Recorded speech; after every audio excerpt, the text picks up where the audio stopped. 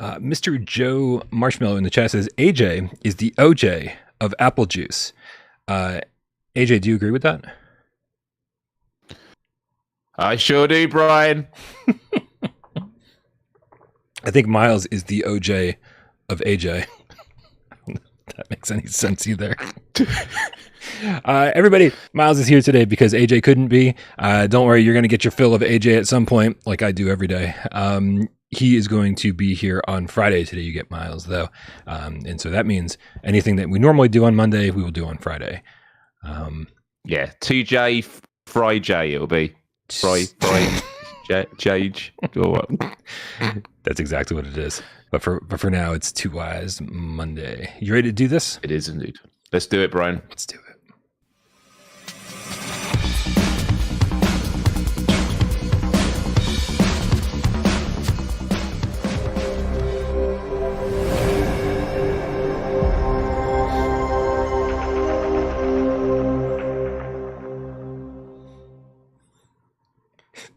Obviously in the chat says Myles juice.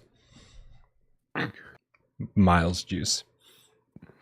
Yeah. This is PSVR GamesCast Live, where we film live every single Monday, Wednesday, and Two Wise Friday. God damn it. Right here on YouTube, 6 p.m. Eastern. We do it live for your viewing pleasure. For all those who like to listen with your eyes, we do it video style, the thing you're watching. If you're only hearing this, well, then maybe you're watching with your ears on podcast services of your choice. Thanks to our good friend Jamie, who uploads this thing religiously. And by religiously, I mean whenever his parents make him go. My name is Brian Paul from this channel right here, PSVR Without Parole. And the gentleman over here to my left, you are right, it's Myles Dyer from youtube.com/Myles. Happy Monday, Brian. Yeah. Happy Monday, Game Cats. Yeah, it feels weird being back so quickly. It was like, wow, has the week gone already? Yeah, honestly, it's good to be here on a Monday. Slightly different feel. And maybe there are some people that don't watch the Friday show and usually tune on a Monday. If you're one of them, why aren't you watching Friday as well? Should be part of your weekly diet, Monday, Wednesdays, and Fridays. But we'll let that slide. It's wonderful to be here. Even though AJ is not here, are we going to attempt to make their Mondays suck?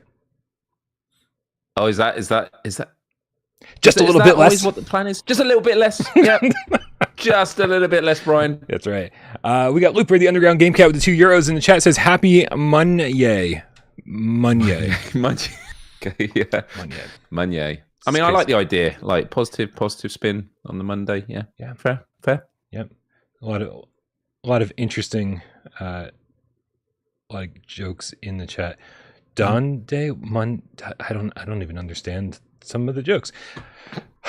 Guys, if you're not already a part of our Discord, make sure you click the link in the description below and come join us over there. That's where these conversations happen 24/7, whether you like them or not. I hang out pretty much all day there to my workload's detriment. Also, make sure you subscribe to Myles over on YouTube. Myles, usually we talk to you once a week, and that will be the case this week as well. But what happened this week is that we talked about all the live streams you're going to do. And now immediately following said live streams, we're catching back up with you. I stopped in for one or two of them. I didn't have a chance to stick around much, but how was your time with Moss? Were you thinking that it was worth the PSVR2 having to rebuy it on PSVR2? Is it worth that? This was definitely a big question, and I know we had the conversation when you were in the chat because a few were asking. And the way I broke it down with Moss was, if you've bought Moss, and Book 2 on PSVR, if you're a massive Moss fan, then I definitely think it's a no-brainer. Get the PSVR2 version because it's wonderful. The haptics are great. The fidelity is a lot better. It's nice having two hands with the Sense controllers.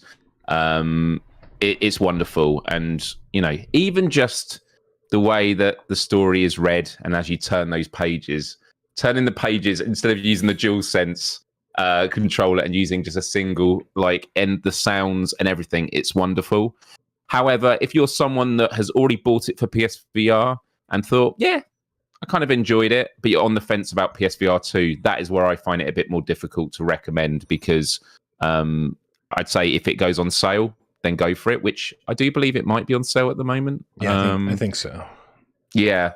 But look, having gone back into it, and this is what I love about doing these Let's Plays and forcing myself to do every single game, is it's forcing me to play a lot of games that have been upgraded for PSVR2. Moss is probably one I wouldn't have really thought too much about, just because there's a lot of new PSVR2 games. But as I'm playing it, I'm like, I'm going to see this through to the end. This is just wonderful. It's so charming. It plays really, really well. So yeah, I had a really good time with it. Yeah, the only big issue I have with Moss on PSVR 2 is that the upgrades feel like the things that you just naturally get from PSVR 2, right? You can display it at a higher resolution. Wonderful. It looks beautiful. And now you've got 2 Sense controllers. Great. Now you're reaching out. Reaching out and opening a door or moving a block feels more natural now because you're reaching out with a hand and doing it rather than holding a dual sense with one hand or both hands and reaching out and doing it like you just said. And not having to move the camera from above my TV to below my TV so that I can actually track properly. Not seeing my glowing orb stutter on the screen can pull me out of the immersion. Yes. Oh my goodness. Yeah. This is all nice, but this is all just because it's on PSVR 2, not because the team went through all these efforts to make this radically improved version. So it's great. And if you haven't played Moss Book 1 or 2 yet, I think you absolutely should. But if you've already played it, then I agree with you, Myles. I think we wait for a sale. Yeah. And also I found as I was playing it, and this is usually the thing with a lot of PSVR 2 upgrades, at first you're like, I think this looks just the same. And it's like, it doesn't look the same. Yep. Nostalgia is an interesting thing with PSVR. But something I did keep wondering as I was playing Moss, and I'm pretty sure the answer is no, is did they add new animations? There's just so much nuance to the way that Quill moves, like when climbing up, like spinning around, there are different animations. But I think what it is because the fidelity is improved for PSVR 2, it just means you notice it more. You notice the nuanced animations that already existed. But yeah, and it also comes with the DLC, the DLCs that came for the original Moss game. I don't know if there was any Twilight DLC Garden for Moss Book 2. Yeah, that was it. Had a good time with that. So it looks like the bundle is currently on sale. So just to clue everyone in, Moss Book 1 on PSVR 1 launched at $30. The second game launched at $40. So that's $70 grand total. When they launched it on PSVR 2, they launched the games combined for $40, which is, a decent deal. If it's your first time picking it up, you're saving $30. But it's currently on sale for $27.99 rather than $40. So like, if you haven't played these games, then yeah, this is the time to pick it up, I think. Yeah, that's a good shout. Just to quickly mention a couple of other games I played at the weekend. I actually played Before Your Eyes a second time. Do you know what? I played it in its entirety. I loved it again. I thought playing it a second time, am I going to be like, let's just get through this? I find when you know the context of where the story's going, I found it emotionally charged a lot earlier. I found it to be very powerful, and by the end of it, I was still tearful. I actually appreciated it a lot more playing the second time. Although the trophy that isn't popping for me is the complete Before Your Eyes. That trophy doesn't seem to want to pop, so I don't know. I've rolled credits twice now. Yeah. And then played the Room VR. Which obviously when we spoke on Friday, I'd only played like the tutorial area. Loving that game so much. Absolutely incredible. And when you're doing it on a Let's Play, you put unnecessary pressure on yourself not to overlook obvious things. And what happens? You overlook obvious things. There was a couple of times where I could hear the chat going, because they were very good at not spoiling, but there was a couple of things going, oh, Myles, you're such an idiot. There were a couple of moments like that. Where you're just staring at it and you're like, I know I'm looking at the answer right here. Yep. But that's the difference with Let's Play. If you're playing on your own time, you're absorbing it more. You're not seeing it as a performance, which it kind of is. So I would recommend it. If you're not going to do a Let's Play, you're going to enjoy it. Yeah, you're definitely. I think you'll enjoy it more for sure. But at the same time, when you struggle, I feel like when you struggle on a live stream, you struggle twice as hard, right? Because you get all these people talking in your ear and they're like, oh, is anyone going to actually help me? Is anyone going to, or are they just going to kind of taunt me? Like, how is this going to go? And there's a slight lag. So they always, when you've gone on to the next area, right, you then get it. And then you respond to them and then they're going to hear it at a different context. And when you're moving around so quickly, that's a big thing. But what I also did like was in the Room VR, you can have hints. And hints, I think there are 3 steps to them. And what happened was when I was early on getting stuck on a few things, the first hint and the second hint was like, yeah, I know this already. And I didn't want to pull the third hint. What was great about having the live chat in my ear was they were, when I really struggled, which happened, I think, once or twice, they gave me a hint that was obviously tailored to what they could see I was doing. So they actually gave me a more interesting hint that was kind of cool. But yeah, I played the first area, and then I was on the second area, and I got to the organ, which supposedly a lot of people know who've played the game. It's a very tricky bit, but it looks great. It looks really, really good. But then the final quick game I mentioned from the weekend, Ragnarok. Dude, Ragnarok was a game that I thought, it's going to be all right. I had an absolute blast with it. And having played Drums Rock, and as someone who used to be a drummer, I had a lot of frustrations with Drums Rock because no matter where I positioned the drums, when it was playing the cymbals, my sticks would always catch them. And I was always like dropping the sticks, which I guess was realistic to being a drummer. But in Ragnarok, the drums feel so great. And not only that, I think they've nailed the multiplayer mechanic of these rhythm games, if we were to call it a rhythm game. And I'll explain this. In a lot of rhythm games, you have a fail, think of Beat Saber and stuff like that. And anyone that's played Beat Saber multiplayer will know the frustration that if you fail on a song, you just have to watch everyone else for the rest of the song. Right. That's not a lot of fun at all. In Ragnarok, the way it works in the game as a whole is you're on a Viking ship and you've got the notes and you're drumming, and the more notes you hit, the faster your boat rows. And if you get a perfect combo, you get a charge. And if you keep going, you get a second charge. And then when you hit these big symbols next to you, you basically get a sprint. But if you're going for that higher charge and you mess up, you then reset. So it means that there is no fail, I don't think, in the game. I could be mistaken about it. But the idea is you're trying to get as far down the map as you can. Now, in multiplayer, and I did this with someone on the live show, is I don't know how many people you can play up to, but it was me and someone else. I think you can wave each other on the boat. I think. Is it? That's awesome. It's been a while since I played it, so if I'm totally off on that, somebody in the chat, please correct me. Yeah. But you're rowing against each other, and so you're like, as you're seeing them get ahead, you're wanting to sort of speed up, but you're like, no, I've got to be patient. And there's no fail. It's just like, who can get the furthest, who can get those charges. And I want to jump back into multiplayer. Like, if that becomes a Sunday multiplayer, I'm so there. So yeah, I had a really good time. And also, a lot of the music in the main soundtrack, I didn't know a lot of the songs, but it feels great because it kind of feels like with Beat Saber. When Beat Saber first came out, it was original soundtrack stuff. This idea that rhythm games need to have just popular music to be successful, I think that's not the case. There are some games where they do have popular music and they aren't great games. It's just got to feel great, and you've got to feel like you're in this world. And I found this game really interesting and really fun. Just unforgivable that it doesn't have a platinum trophy. But yeah, this does seem like the perfect pairing of like music and theme, right? The Viking theme, everything. Yeah, everything kind of works with this. I haven't played it enough to really get into it, unfortunately.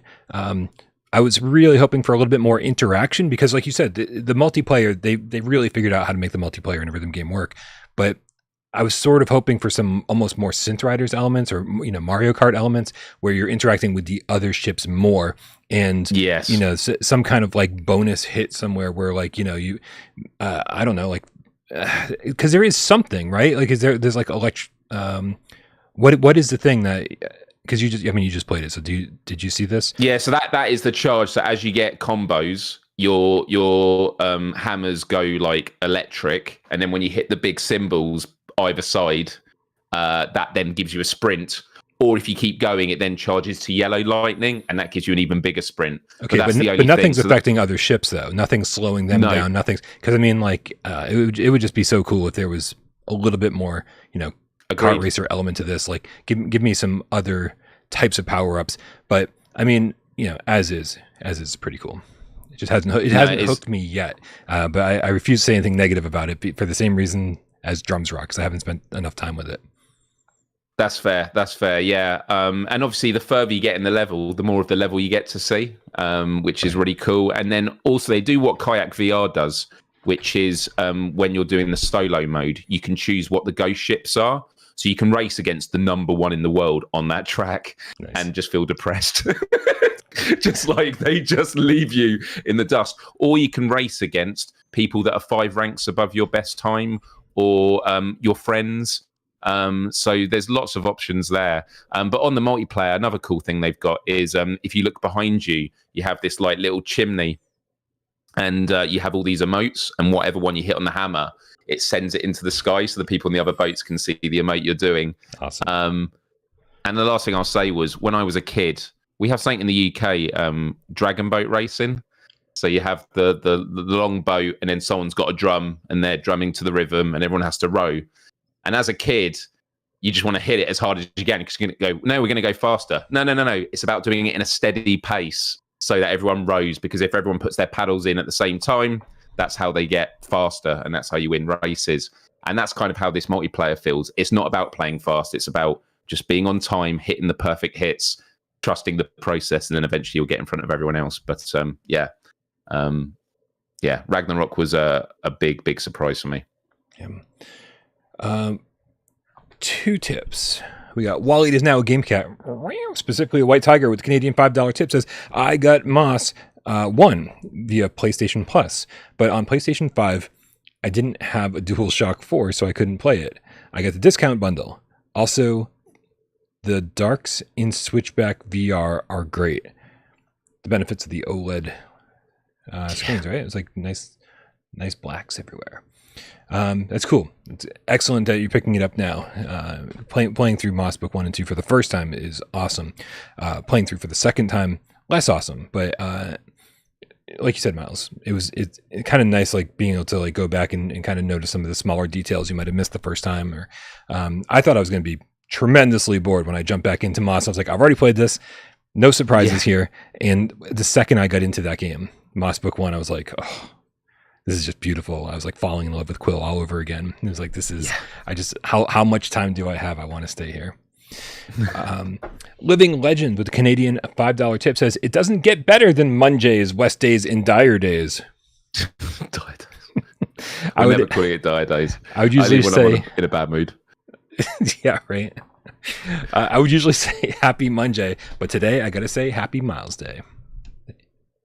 Thanks, Thank you. Legend. Thanks for the tip. We also have Greg Hodges in the chat with the $5 tip. Says, got PlayStation 5 firmware beta with PSVR2. New update for the Sense controllers and headset. Spreading the love with a US code with 4 uses left. So anyone in the chat who wants to get in on the PlayStation 5 firmware beta, I avoid these things like the plague, Myles, because like, what if something happens, right? Because we get keys for games before they come out.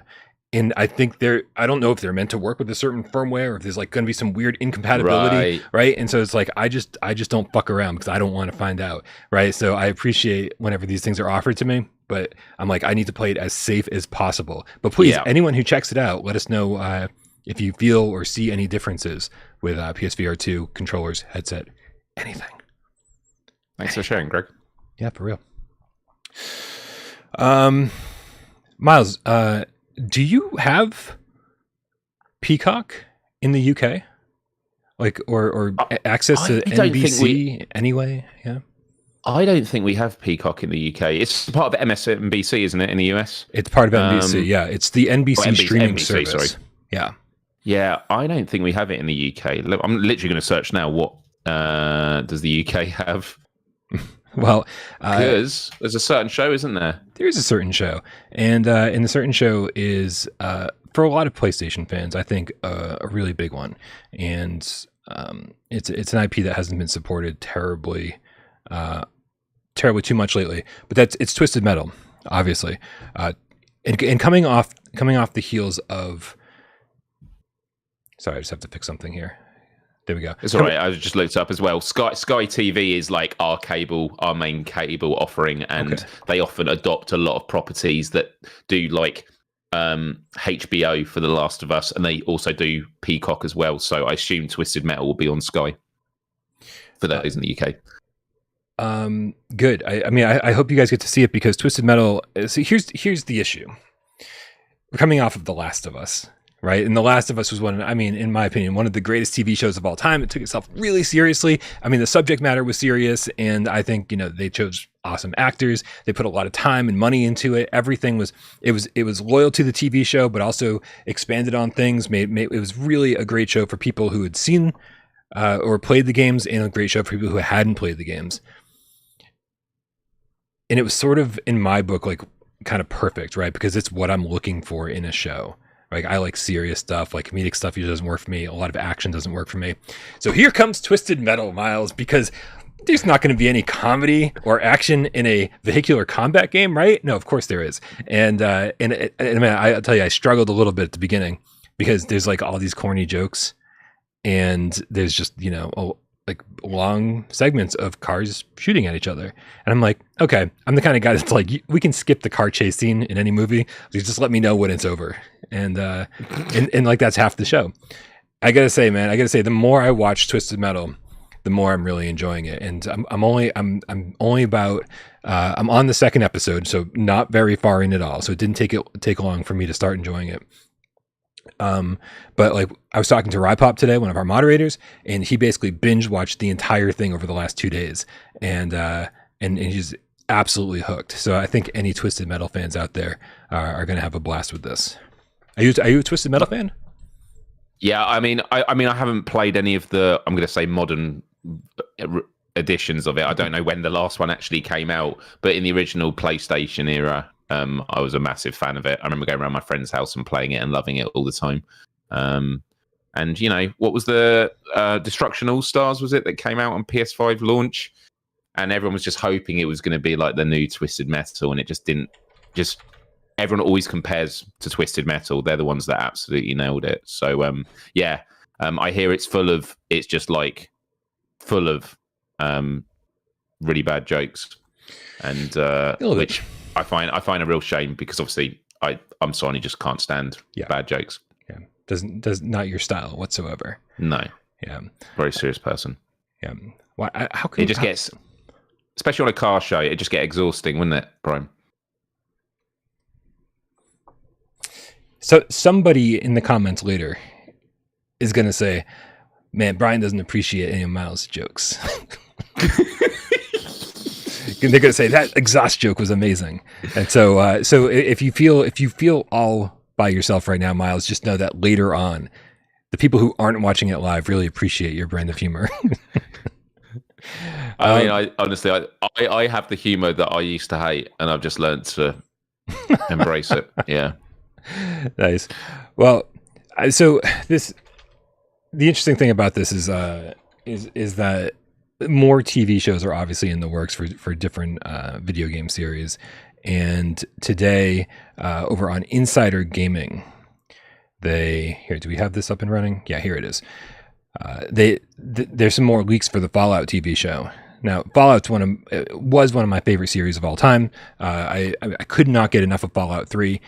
When New Vegas came out, I was still kind of knee deep in Fallout 3, and I never played it. Fallout 4, man, I spent like 300 hours in that game, and I went down as many routes as I possibly could without making any serious decisions, because I wanted to see everything I could. So I'm huge Fallout fan. My question about the Fallout series, which so far we don't know too much about, just a few leaks from today, is what the tone is going to be, right? I mean, I could see this going in so many different ways, but would you think a Fallout TV show would like err on the side of serious, or do you think they'd be like, you know, a little goofy with everything? That's a really good question. I feel like because of The Last of Us, which is a post-apocalyptic show that is very grounded in seriousness, I kind of feel like they need to sort of step away from that a bit. Fallout has always been a game that's quirky. It's very satirical. And so I kind of feel that it will carry that humor. But just on a broader point about it, I'm also interested the fact that it's an Amazon show. I've not watched any Amazon shows. The Boys was an Amazon show, wasn't it? Yes, and the which Boys I've heard great things about. Phenomenal. Yeah. Yes. But when it comes to adaptations, because do you know what Sony game Amazon are doing a TV show for? God of War. Is it God of War? Yeah, because there's Horizon stuff in the works too, right? I can't keep up with it all. Horizon's on. I'm gonna have to find out what platform Horizon's on. Different platform. Got it. But this was it. It was like Twisted Metal's on Peacock. What was it? What was it's coming to? I don't think they've actually veiled where it's gonna be. Oh, it's a Netflix one.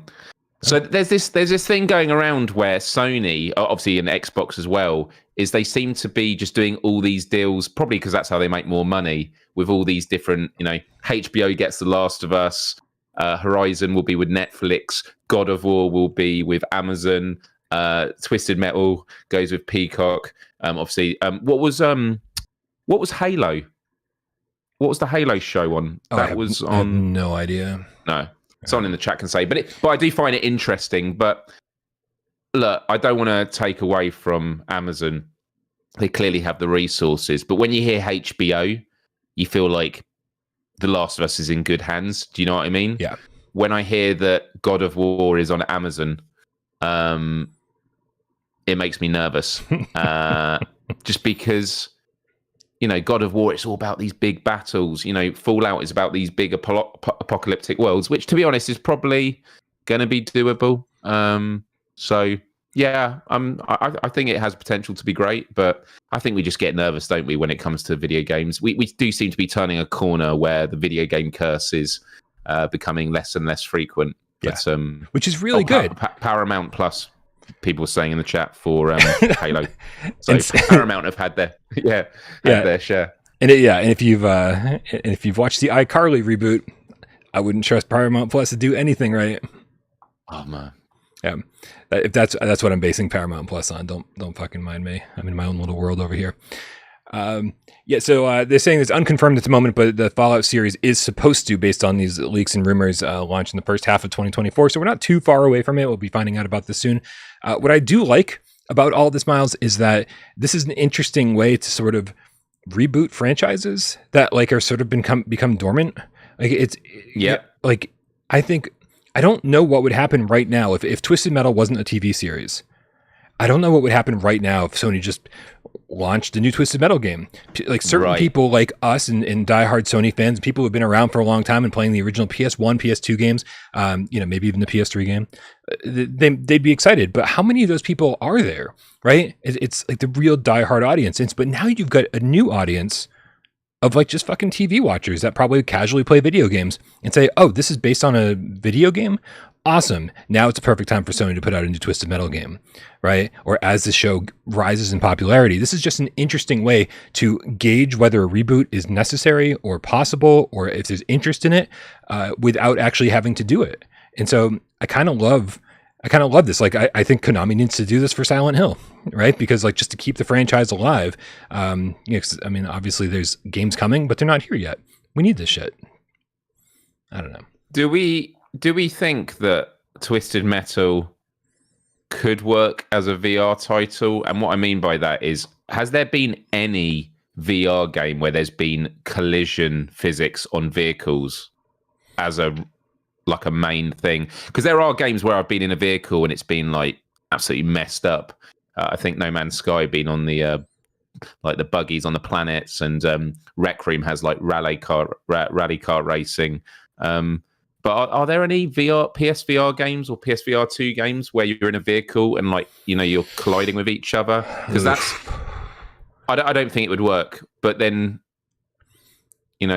vehicle combat, there are ways of making it work in an arena. I'm just curious. Yeah, I don't off the top of my head. I feel like I'm playing video game 20 questions right now because it's I just forgot every single game. Looper's referencing Dirt, where you do crash into other cars, but what the main mechanic.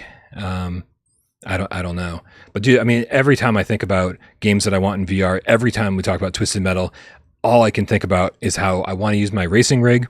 I want to play that game in VR. Yeah. We haven't seen as far as I know, we haven't seen first person inside the car views, cockpit views for Twisted Metal since the original PlayStation 1 game. And I want to be inside these cars. I would 100% be okay if it wasn't VRAF, right? And I'm just hitting buttons on my steering wheel to activate different weapons, because that's probably what you'd be doing in an actual twisted metal vehicle, right? And so I want to be playing these in VR. I want to be fighting you guys in VR in a twisted metal game, and gradually see like the hood fly off my car and see the engine on fire and everything else. Like, how cool would it be if the roof came off? Like, that was an amazing moment in Resident Evil 7 during the first boss fight, where if you got in the car, Jack tore off you're like, holy shit, right? Like, and just like, if that thing just came flying off in the middle of a battle, I mean, just all these little things would make for an amazing game. So I'm really hoping that this is in the works, because that's been the rumor for a while now. That's awesome. Yeah. Hey man, let's talk about Ascent Quest. That's the headline of today's show. Actually, wait, hold on. I think we have a tip first, and it's a big one. Whoa! Oh no, dude, this is supposed to be an AJ episode, and no! That was it. Cat. Orwaaaandooooo cat, Kirnando cat with the 100 euros, keeping that this. Was much better, AJ. I try, you know. In AJ's absence, somebody has to pick up the slack. We're just not as metal as AJ, unfortunately. Who is? Can you do it in a band screaming voice? Can you do? No. No. My band ended November. I woke up the next day after that gig and I lost all memory. I don't even know how to scream anymore. It's amazing. Orwaaaandooooo cat with the 100 euros says, "Love you guys. Keep it up, Brian." Thank you very much, man. Thank you for keeping this channel alive and well, keeping the lights on. Much appreciated. We also have Man, Bear, Pig, Game Cat with the $2 tip. He does exist, Miles. Says, if Twisted Metal was VR, who would be your character? Man, I'm just having to like think of all the characters. I mean, look, I want to be in a massive ice cream truck, man. That in VR would be sick. Being in a massive ice cream truck is you'd be Sweet Tooth. But, yeah. Do you think the character? Like, I think the last time they did a Twisted Metal game wasn't, and I could just be misremembering. Couldn't you have different characters with different cars? Like, is sort of like ruined everything, because like Sweet Tooth is obviously very much connected to the ice cream truck. So yeah, I mean, that would be a cool one, obviously. Was it, I'm going to get all the names wrong. Was it Roadkill? That was just like in that kind of standard Road Blasters type car. Wasn't there one that had like two massive wheels? He's just like standing there. Yeah. Was that Roadkill? Dude, I don't know. I don't remember Twisted Metal characters. Yeah, I know. But that would be funny. And then there was, I'm actually now looking them up. There was the guy with the monster truck. Okay, now I'm looking it up too, because it's been so long. Twisted Metal. Oh yeah, the police car. The police car. See, this is it. My memory is so trash. Axel. Of course it was Axel. Oh, right, with the two giant wheels. Yeah. Great name. How's that going to work with my rig? I don't think that's going to work with my rig at all. Yeah, you have to just play the whole game like this. Who? Yeah, I don't. This is crazy. Wait, who is this? This is the one. To be honest, searching Twisted Metal characters has not made it any clearer. Crimson Fury, I guess, was the one I was thinking of, which I never would have remembered at all. Dude, Mr. Grimm on the motorcycle, that was cool. Yeah, Mr. Slam with the bulldozer. Outlaw with the cop car. Roadkill. Oh no, Roadkill was the one I was thinking of. It's just. Oh yeah. Yeah, just the typical like standard car with the Spectre. Dude, there's a lot of characters aren't even ringing a bell. Bri Pop and I were talking about Twister today, the F1 racer, who could actually throw her car into a tornado spin and pull up all the other characters into the tornado wind. It's pretty cool. I don't know how that would work in VR, but I'd go for the ride for sure. We got Living Legend with the Canadian $5 tip. Says, we need a new AAA Castlevainia game a la the likes of Legend of LOS. Not what is LOS? That was the Kojima one, right? On PS3. What was the stand for? I would keep thinking LOS. Legacy of Shadow, but that's not it. Lords of Shadow. Oh, no, it's not. Oh, dude, I'm so lost. Lords of Shadow. Hopefully Sony buys Konami and we get one. Yeah, I mean, I was just saying recently that I want to play a game. What was this in reference to? A movie series that I wanted in VR. I was talking about how I'd love to be Indiana Jones in VR, right? Because I've never seen a whip mechanic work as well as I would need it to in Indiana Jones, right? To kind of swing my way across a ravine, to hit enemies with. I mean, it just seems like it would be really cool in VR to have full control over that. Super Castlevainia 4 all over again. Sony buys Konami and then just starts doing sequels to all their games as mobile games. The end. I mean, Sony owns so many iconic IPs that they're not doing jack shit with, right? We're not seeing a new Infamous game. We're not seeing a new Resistance game. We're not seeing a new Jack and Dexter game. I mean, there's a bunch of games out there that are just kind of like waiting for a solid reboot. And so I imagine that if Sony actually bought something like Konami with all these classic IPs, those might sit dormant for a while too. I don't know what Sony's doing over there. But Wally's now a game cat, specifically White Tiger. Canadian $5 tip says, imagine watching bullets in missiles in rear view windows, mirror, dodging, rolling down windows, and shooting guns with sense controllers, damage physics. Well, that's the other thing, right? I kind of do want like this weird hybrid thing where you can use a wheel and a sense controller, because like I don't know if this is what it looked like on PlayStation 1. But I always had the sense that there'd be like things, that you pull to fire missiles or switches that you flip over on the dashboard. And so if you had like one hand on the wheel and you were like doing all this other stuff with your dash and interacting with your car in that way with one sense controller, that's the other way I'd want to play this game. Did you say they're adding that to Galaxy Kart, or have I imagined that?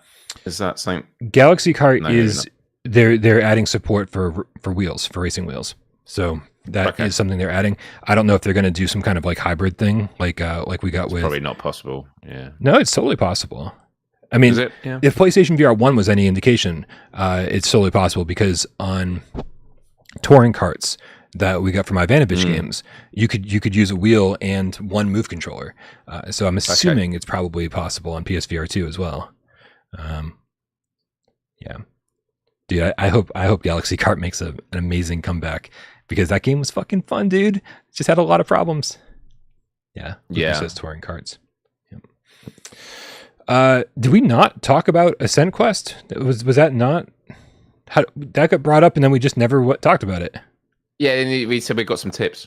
That's right. Welcome to GAMESCAST. Yeah. Hell yeah. There we go. All right, man. We love the tips. We do. Thank you. For no other reason than because you're supporting the channel big time. Can afford pizza. Ascent Quest. Let's bring up some footage of that. I was just talking to one of the developers before the show began. Where is? I might have spelled something wrong, and now it's not showing up. Ascent Quest, dude. This is craziness. And someone in the chat was saying Sly Cooper would be awesome in a third-person Astro style. Yeah, I think this is something that a lot of people are coming to terms with, is if we could just play games in VR as they are, but just like where you can look all around and you're in that world, that would be amazing.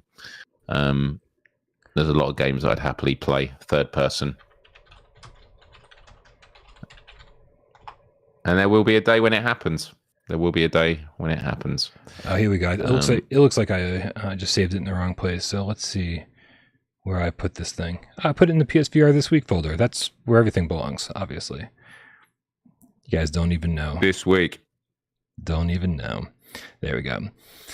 All right, man. Shout out to whoever, by the way, just left a random comment and say, "Hey, did you guys see Ascent Quest? Like, Ascent Quest looks awesome." And I was like, "What? What's Ascent Quest?"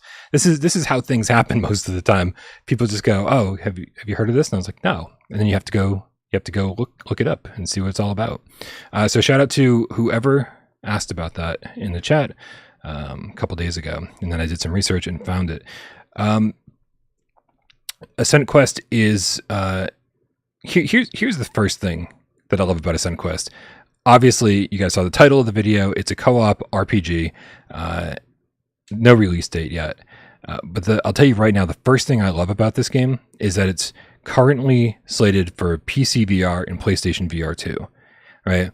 Whenever I see a game that says, "Hey, this is coming to Quest 2, PlayStation VR2, Pico, Steam," like, and they just list all these different platforms, I'm like, you're going to need to dumb this game down for at least one of those platforms. And when I see PlayStation VR2 and I see PC VR, and those are the two platforms that it's currently going to, they're in development for. My thought is they are not. They're not the kind of people who want to compromise, right? They're not going just for like, hey, where can we sell the most copies of this? Like, they've got a vision and they want to bring that vision to fruition. So that's really what I'm hoping for here. Keep in mind everything we're seeing right now, early pre-alpha footage, and so this is, it all looks actually pretty decent to me, but just keep in mind, because it's probably some jank. There's probably, I don't think they really show off too much combat, and that's obviously the reason. They still got a long way to go in this game.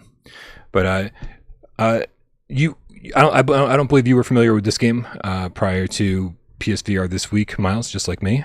Any first impressions on what we're seeing here? I mean, I'm definitely interested. It's an online RPG, right?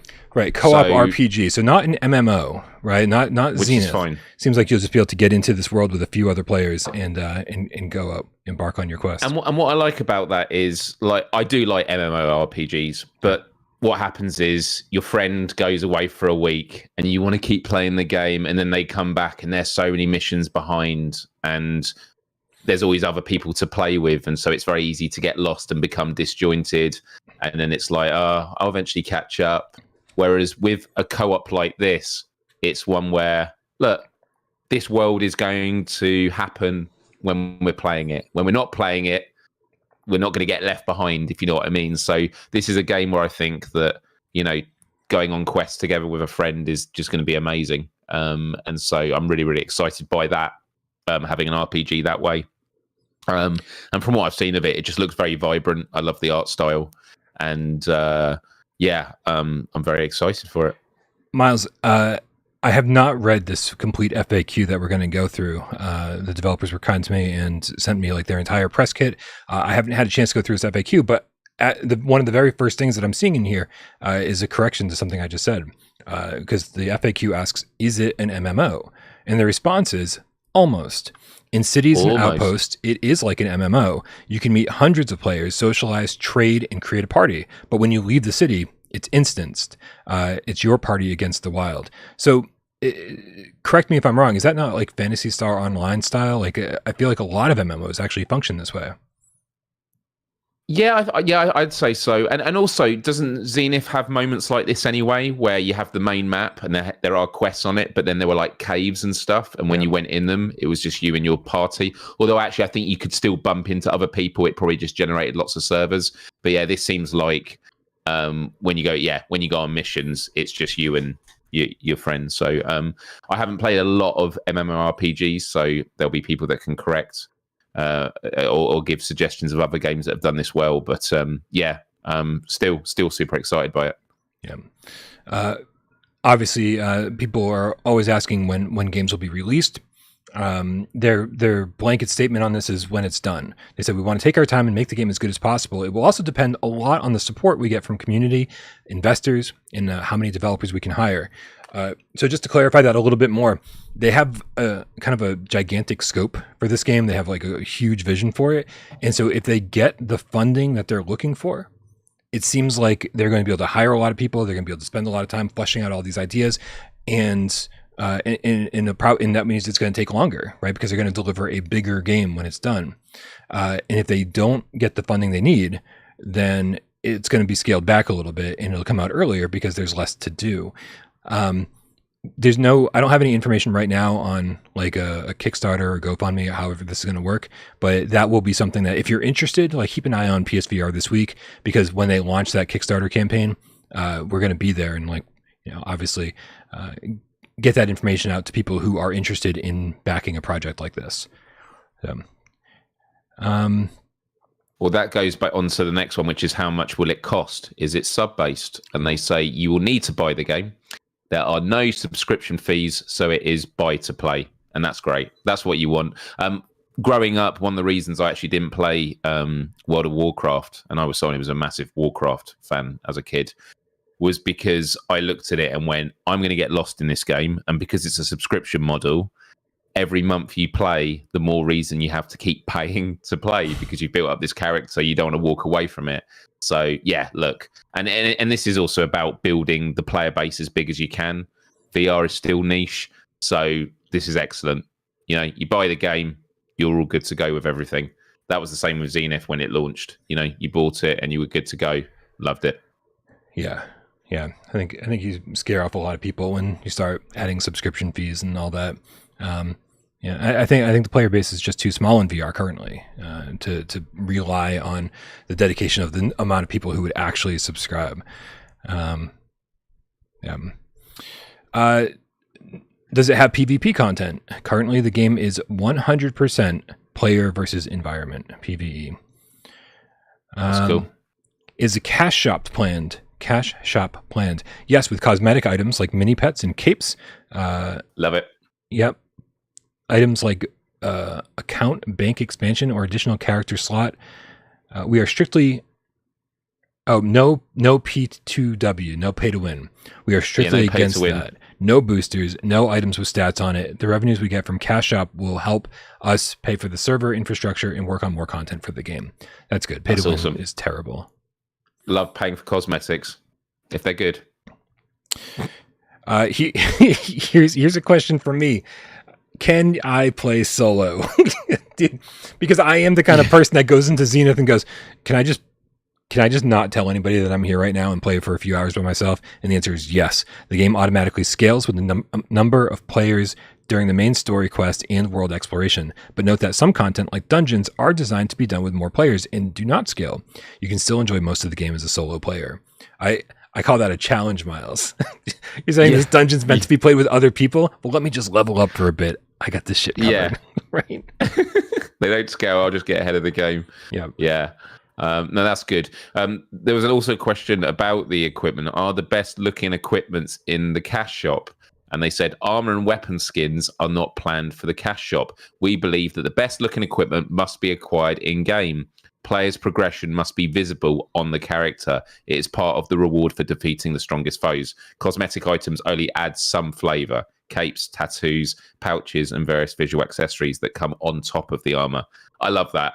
You know, although I wouldn't mind if you could get some like armor and stuff, but I like the idea that the core armor is based on your progression in the game. So yeah, that's cool. Nice. Can you play offline? No, you can't, Myles. Maps, characters, inventories, and overall progress are saved on our servers. The game can't work without it. We plan to add ways to be more sneaky. If you want to avoid social interaction while playing, it's like they wrote this FAQ for me, Myles. Yeah. They tweet when they said we're going to send it for the show, did they? They went, we'll put in a few things for Brian. Yeah, it's good. I mean, people hate online only stuff, but I mean, in a game like this that is designed to be played, MMO style, like there's just no getting around it. Is there content planned for post-release? Yes, there is. Like most online game service, once we hit the release, we will work on additional content, including free content patches, improvements, quality of life, new ways to play, and bigger paid expansions. Oh, bigger paid expansions if everything goes well. Which is, dude, when it came to Zenith, I know a lot of people were like, oh man, why aren't they updating this game faster? Which I thought was baffling, right? Because the fact that I thought they were updating it pretty much constantly. And I think we're to the point with Zenith that like if they do have a massive expansion that's paid, I feel like $30. I've more than gotten my $30 out of Zenith. Like it's okay, man. Like $7.99, $10.99, whatever it's going to be for something that's going to throw another 50 hours my way, whole new area, new enemies, whatever it's going to be. I think you don't want that shit coming right away because you want to hook people, you want to get them in there, you want to let them enjoy the game that they paid for and not immediately start like pounding on the door asking for money. Is it playable without VR, Myles? No, it's not, Brian. The game is built from the ground for VR. A non-VR version is currently not planned. Why would you want that? I don't know. If you want a non-VR version, just get your headset, put it on a stand, and play via the social screen. Yeah, that's what you do. I think so. Anyway, this looks great. I think even this early footage is already looking really promising. Obviously, there's there's climbing and there's combat and there's magic and there's melee. And there's a lot of stuff going on here, and I already like the detail in the environments. There's something going on here that obviously like Zenith wasn't able to do. Zenith I think looks nice, like really nice. I can't wait for them to patch it on PS5 so it's a nice smooth experience, but I like the art style. This is going for something a little bit more realistic, and I'm always down for that, so I don't know, I'm excited. I'm looking forward to it, and I just feel that we're at a time that whenever there are games that look like they're really far in the distant, I'm cool with that, because there are so many games to play still. Wonder is the perfect example of that. Do I want to play Wonder now? Of course I do. But the fact it's coming out next year, I'm happy to. Games need to take as long as they take, and we've got plenty to be playing with in the meantime. And by the way, tomorrow it's August 1st, and oh my goodness, what a month we have in August. It's just, incredible. Yeah, I'm already kind of stressing out about it. Like, there's so many things I need to be doing right now. I need to be doing a top 25 list. I need to be working on that VR lens review. And part of me is just like stressed out about the stuff that's coming up. And I'm like, I just need to kind of clear my mind and chill, because when VR skater keys come through, like it's going to be like, okay, we need to hit the ground running. And so I just want to make sure I'm prepped for that. So I do apologize. The top 25 list should have been out weeks ago. The VR lens review I should be working on right now. Give me a little time. August is going to be a massive clusterfuck. Looper the Underground Game Cat with the €5 says, have you checked out the cyberninja area? To me, it almost feels like Zenith 1.5 with the new mechanics and enemies. The performance is tough, though. Okay. So there's a cyberninja area. So you have to be a cyberninja to use it, because I guess it's got the grappling hook, right? Or it's got, I think that's the ability. Yeah. So, I haven't. I need to jump back in. I do have Zenith as upcoming on a Let's Play at some point, so that'll be when I probably do it. Because the thing is, every time I go back into Zenith, I've got all my stuff, my characters, and I'm just like, I feel like I need to start a brand new game again to get a real feeling of that discovery. But maybe the Cyber Ninja is going to be a perfect way of doing it if it has its own area. Yeah, I haven't jumped back in. I'm excited to check it out.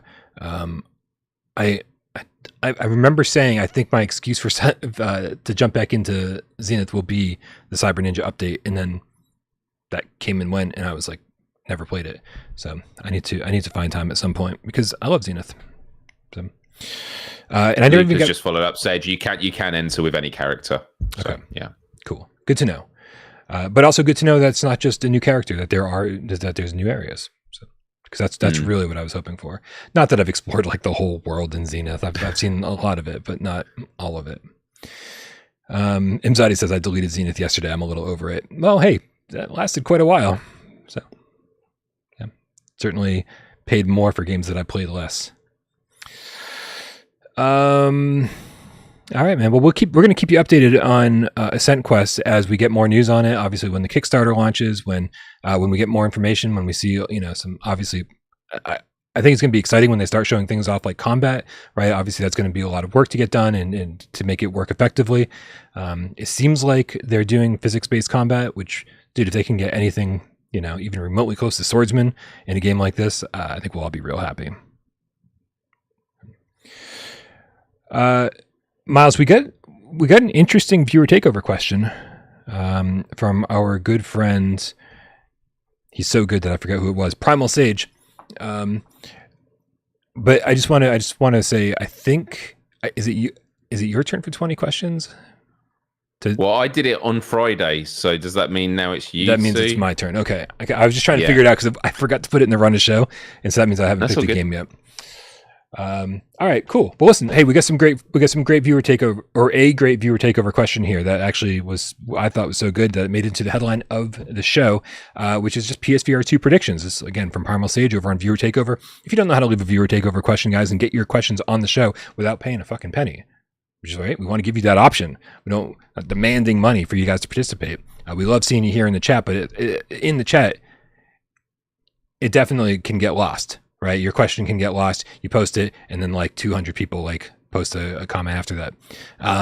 Go Go over to our Discord, go to the Viewer Takeover channel, leave your questions there. I always scan it. I scan it every single day. And, you know, if it's substantial, if it's something that we're interested in talking about, we'll get it on the show.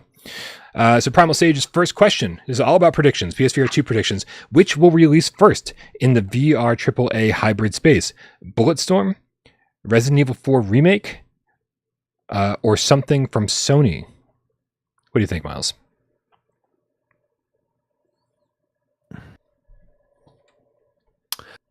We touched upon this on Friday's show. I think Resident Evil 4 could come out this year, even though this is the year that PSVR2 came out and Resident Evil Village. And the reason I've said that is because I just feel Capcom is always moving forward, and Village was a bit of catch up because they were waiting for the hardware of PSVR2. They announced, didn't they announce RE4 VR the same time they announced Village? Oh no, that's not true. Or was it true? Did they do it at the same time? Okay. No, because they announced Village a while ago, and yeah, it was after PSVR2 launched, right? That we got the no, what the fuck, man? Now I can't remember when Resident Evil 4 was announced for VR. My mind is completely blank right now. Okay. No, anyway, no one should let me host anything, Myles. My short answer is RE4 remake. Yeah. I've definitely heard whispers of other hybrid games in development, other PSVR2 games from bigger studios, and they all seem like they're 2024 games, right? So I feel like other studios are on board, other studios are interested in doing this stuff, but it's coming, right? Not even to the point where it's like we're ready to announce this. And I think that Sony is very interested in pushing PSVR2 this holiday season. I mean, who wouldn't, right? They're going to want to push PS5, they're going to push PSVR2, and hopefully that's when Sony kind of breaks out of their shell and sort of breaks out of this period of silence that they've had with like not a whole lot exciting. They did a showcase with games that no one cared about, and even games that people do care about. They didn't show anything substantial. They didn't show any gameplay of all these first party studios games. So I think it's gonna be time for PlayStation to really go forward and push things for the holiday season. And I don't think there's a better game to do that than RE4 Remake. The game scored 10s across the board, right? Like just one of the best Resident Evil games ever made. People consider it one of the best games ever made, and say, hey, one of the best games ever made. Because people were kind of 50-50, I think, on Village as far as the Resident Evil game was concerned. They're like, it's good, but is it a great Resident Evil game? People were mixed on that. I think everybody is on the same page with RE4. Everybody universally says RE4 is just phenomenal, great Resident Evil game, great game, and I think this will sell PSVR2 headsets. Totally agree. I just looked up now. I believe that the RE4, like the splash of PlayStation VR2 content also in development, was June the 3rd last year. Oh, right. That's how it was announced, with that fucking cryptic thing that just disappeared. State of play, because it was when the RE4 was announced, wasn't it? Because it was off the back of it. They announced RE4's coming, and then off the end of it, it was like, and VR is in development. But again, it's just an example of like how time has flown. So over a year ago. Kevin Russ says even Resident Evil 4 VR on Quest 2 was good. That's true. Like it was surprisingly good for a Quest game. And so I think, I mean, this is just ridiculous. Sorry, there's a lot of great questions in the chat, and unfortunately, I'm kind of at a loss with some of them. Like Gary Smith's question. Sorry, I loved the game Paranormal Activity on PSVR 1, and he asked, "Is Paranormal Activity on PSVR 1 an update but called something else?" Like, can you reword that question, because I don't know what you meant. Because I haven't heard anything about Paranormal Activity in quite a while, and I loved that game. Okay, so are we in agreement, Myles, then that the answer to Primal Sage's first question is that Resident Evil 4 Remake will launch first? Yeah. See, I think Bulletstorm will actually launch first. I think we'll get Bulletstorm in the next month or two. But that's not a It's definitely coming in 2023. They haven't even said 2023 for Resident Evil 4, right? They actually said 2023 for Bulletstorm, but the problem is like that's not a hybrid game. So he's saying That's what will true. release first in the VR AAA hybrid space. So it's Trick a game question. that once upon a time was playable on the flat screen, but this version, yeah, I don't know. That gets really into the weeds when it comes to what's considered a hybrid game. Yeah. Question number 2, will Resident Evil 4 Remake VR have trophies?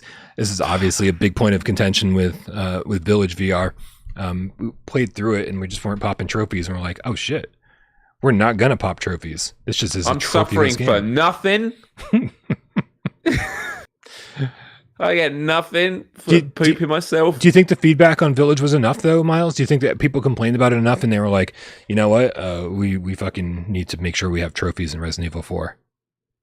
I don't know, because on the one hand, I'm like, PlayStation is just very cryptic with trophies. They obviously keep it hush hush with like devs and like the process of if games are allowed platinums when they clearly should have platinums.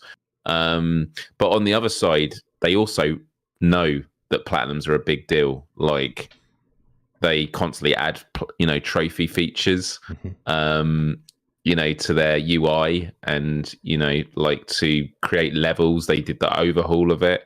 They understand. They obviously it records footage when you unlock a trophy. So PlayStation does know about this sort of stuff. I think RE Village would have been a more rushed job than RE4 Remake. That's my opinion. I'm not saying it was rushed like it overall, but I kind of feel like they were just saying, let's just do a VR mode. Great, it's done. I think for RE4, they're going to be taking their time a bit more with it. Well, right, because they don't have a launch to commit to, right? I mean, February 22nd was a very specific date. They're like, this has to be done for that day. And if Resident Evil 4, they're like, it'll be done when it's ready. Right. And also RE4 VR was announced when the game was announced. RE8 VR was announced way after the game was released. I'm completely like out there speculation. Like I obviously have no idea. But will RE4 Remake have trophies? I think it's far more likely than obviously what we would have guessed for RE8. But it wouldn't surprise me if they don't. Yeah. Because I don't think it's something that would have flagged up. I don't think mainstream reviewers really mention it as an issue in like the big publications. I could be wrong though. Yeah, my concern is that like they're like, we figured out this is how we're going to do things with PSVR2, and look, this is what we did, and and I'm wondering if they had to do that because they didn't port over the Mercenaries mode to VR. And then they had to kind of come up with this separate thing that was not the flat screen game where you collected more goats in order to unlock more things. And because you formerly on the flat screen mode, you unlock things via the Mercenaries mode. If that's not how it worked in Resident Evil 4, I don't know how Resident Evil 4 Remake worked. I was thrilled to see all the positive reviews, but I stayed away from it because I don't want to ruin this shit for myself in VR. And so if it works differently than Village worked, and maybe that was the issue, maybe they don't have to like add more. Obviously, there's not goats. I mean, as far as I know, in Resident Evil 4. But if the unlock system works differently, dude. And I just gotta say, it's so fucking interesting to look at the chat and see the complete polar opposites where people stand on this topic. Robert Lawrence in the chat says, "I'm okay with no trophies. I don't play video games for that." And it's like, I think that's like, no offense to anybody who loves trophies. I love trophies. I've been a trophy whore like ever since trophies were a thing. I played the dumbest video games just to get platinums. Like back in the day, like if you guys listen to Podcast Beyond, the Trophy Horror Wars, we everybody was playing like kids games like Cloudy with a Chance and Meatballs and Mastermind and all that kind of stuff just to get easy platinum trophies. I played Hannah Montana, the movie, the game. I mean, it was ridiculous, right? And we were all like super proud of it. We were like, oh man, sharing tips online, being like, oh, what's good easy platinums? And we were just playing ridiculous things and having a blast doing it. And that's the important thing though. We were having fun, right? And I think that's where people get lost a little bit, where now trophies have become this thing where it's like, well, this is why they're playing games, right? Instead of like, oh, I'm playing the game and trophies are a bonus. now it's like, oh, I need to get these trophies. This is my reason for playing a game. And I feel like I'm somewhere in the middle of that, where like I do feel like it's a bonus, but it's a great bonus. And to be able to like put that platinum trophy up on your shelf and say, I did everything this game has to offer. I understand both sides of it, but I also think like I don't want to get lost in the weeds here and be like, we shouldn't play games that don't have trophies or something like that. Games are supposed to be fun. For me, it's always just a shame. And I've actually gone on a bit of a journey. Initially, I did the trophies for the reason you mentioned, which was it's nice to say I've completed the game. I've done all that sort of stuff. And then I went into a period where it was just chasing trophies. And now I'm back to where I was before, which is I'm not chasing anymore. But if there's a game I love to pop that platinum. And I actually just want to say I had a lovely message from, I think it's Melchior from the Without Parole Discord, who sent me a DM saying, you were saying how, you were disappointed a lot of these PSVR2 games don't have platinum trophies. Well, I've got a solution. There's all these games like Platty Birds and that, all the terrible, games that are just for easy platinums. So what you should do is you should 100% the non-plat games on PSVR2 and then play one of the easy ones just to get a platinum, just so that it levels out. And I thought that's a really cool idea for me anyway, because I have played a lot of those cheap ones now. So at least I get to cover myself going, oh yeah, the reason I did them was because I knew years later there'd be PSVR2 games that didn't have platinum trophies. So I was just, just hedging my bets. How many platinum trophies do you have currently, Myles? Oh, I haven't checked in a while. Let's have a look. Because I was sitting at 42 for the longest time, and then I just got my 43rd. I forget when, fairly recently. I think it was. Oh, it was Operation Wolf, because I fucking platinumed that shit the first time I played it. Well, I remember my 100th trophy platinum was Astrobot, because it was on PS5. I remember I was somehow it did that, and then within the first month I got to like 140, and that was actually playing a lot of proper games, but also a lot of cheap ones now as well. Wow. And then like obviously the last few years I've just not cared. Last few months, I mean. I'm currently on 189 plats, and my last plats were, I think, Operation would have been the last one I got. Oh no, Awesome Asteroids. I cleaned that one up. Oh, nice. Yeah, Awesome Asteroids is actually a pretty decent platinum. Synapse as well. Synapse is a great example. I think we spoke about it on Friday. Synapse is a great example where I think they went too far the other way to Fract, which was you could get the platinum without completing the game. Right. And I think that's I think you should have to complete the game, the main campaign, to get a platinum. Dude, I was just talking to Cerebral Frost in Discord before the show, and we in the topic of Synapse came up, and man, I feel like every single time Synapse comes up, all I want to do is okay, clear my schedule. I want to redesign that game from the ground up. Like I want to redesign how it starts. I want to redesign how it ends. I want like blasphemy is. I feel like everyone who played that game had the exact same feeling. Was like, this is so fucking good. Why didn't they do this? Right? And there's like 50. Why didn't they do thises? And I'm like, and I wish I was a fly on the wall for the during the development time and kind of watching like maybe where the game started, what it ended up being, things that they had to cut, and seeing reasons why they cut certain things. I'm so fascinated by Synapse because it seems like it was almost there. It was almost like VR perfection, but like there were just too many misses, Brian, this is what we're going to do. You, Wes, AJ, me, and all the game cats, all of you, we're going to fly to the UK. We're going to get a bus or a coach. We're going to go down to End Dreams. You live in the UK. This is so unfair. Now you're going to fly over. We're going to get a coach, and we're all going to go to End Dreams office. Mm-hmm. And we're going to say, right, we're not leaving, and we all have clipboards until all of our feedback and suggestions gets put in the next game you're working on. That's what we're going to do. That's the plan. It's not a realistic plan, but it is a plan. Yeah, man. And it might result in a terrible, terrible game being made. Puck DCFC. I have no idea how to pronounce your name, and I'm sorry. I see you all the time too. I don't know how to pronounce your name. Super Death Game Show VR just dropped on the store for PlayStation VR2, whatever that is.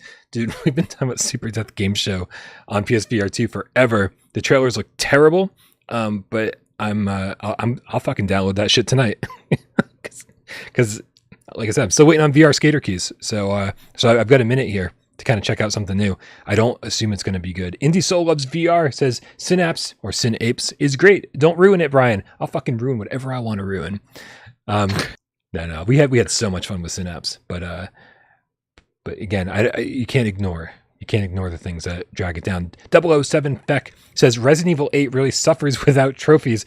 The fucking assholes. I just can't understand why they excluded it. This is my favorite comment. For GAMESCAST so far today, because I mean, don't hold back. Like, they brought Resident Evil 8 into VR. They did an absolutely amazing job. I've replayed it. I've spent so much time in this game. I've replayed it, unlocking weapon after weapon, upgrades after upgrades. And 007 Effect says, "Fucking assholes."